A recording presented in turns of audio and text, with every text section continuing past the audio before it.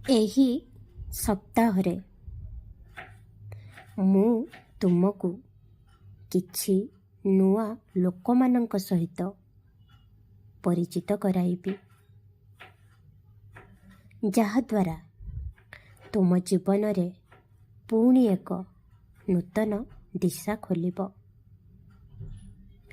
ସେସବୁକୁ ଦେଖି ତୁମେ ଆଶ୍ଚର୍ଯ୍ୟ ହୋଇଯିବ,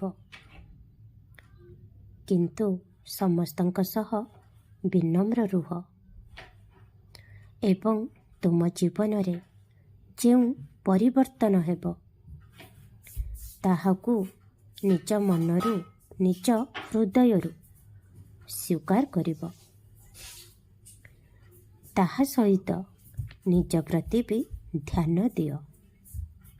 ତୁମର ପ୍ରଗତି ପ୍ରତି ଧ୍ୟାନ ଦିଅ।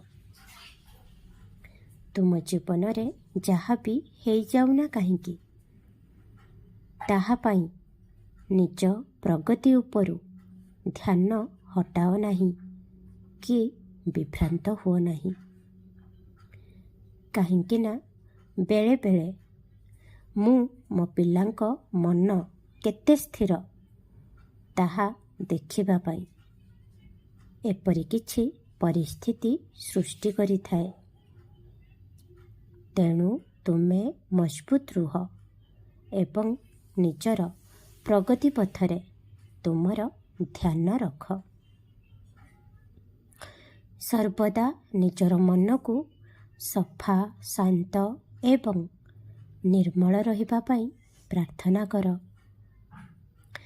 ଯାହାଦ୍ୱାରା ଏହା ସମସ୍ତ ପ୍ରକାର ନକାରାତ୍ମକ ଜିନିଷଠାରୁ ଦୂରେଇ ରହିବ।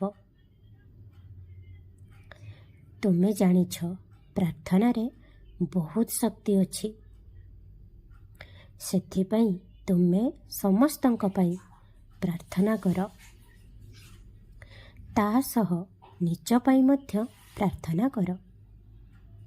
ଖୁସିରେ ରୁହ ଏବଂ ଖୁବ୍ ହସି ଉଠ। ଓମ୍ ସାଇ ରାମ, ଜୟ ସାଇ ରାମ।